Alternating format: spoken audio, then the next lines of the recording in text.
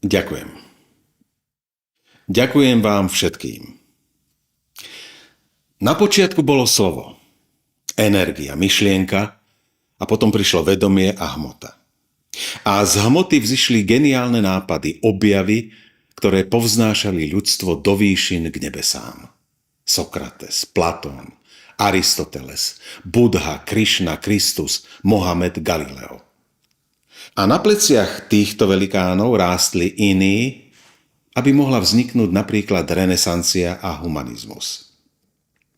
Kým v stredoveku v Európe bolo obdobie temna, v Ázii prekvitala kultúra a veda. Ľudstvo vždy ako dostihové kone sa predháňalo, raz India, Egypt, potom Čína a Stredný východ viedli v umení a vede, aby v inom kúte vytriskla iná geniálna myšlienka, objav. A boli i prírodné katastrofy, kedy matka Gaia sa otriasla, zavzdychala a hynuli civilizácie, národy. Menili sa kontinenty. Vždy, keď niektorá z civilizácií začala viac dbať na matériu, materiálne zabezpečenie a opomenula duchovný svet a duchovno, vždy mala zarobené na svoj zánik. Ale že vždy. A čo dnes určuje úspešného moderného človeka 21. storočia? Kvalitné hodinky, auto, dom, úspešné postavenie, peniaze, luxusné dovolenky, botoxová milenka, jemný a niekedy aj hrubý primitivizmus. Intelektuálna a duchovná stránka nula. Ale vždy akoby zázrakom alebo životnou silou zvíťazí život. To Kainovo pokolenie.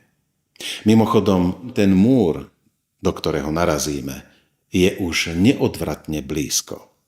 Darmo šofér s padákom bude cez reproduktor kričať: pripútajte sa, hlavu medzi kolená, nebojte sa, sme pevne ukotvení, mysliaci, že on na poslednú chvíľu vyskočí a zachráni sa.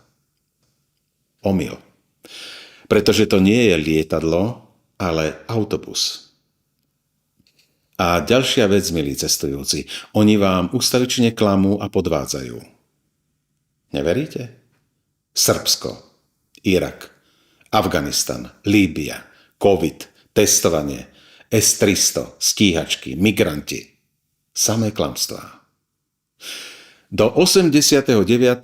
sme slepo verili jednej ideológii a teraz slepo veríme druhej, zanietenejšie, a ešte robíme aj tie isté chyby. No prosto marazmus na šľak trafenie.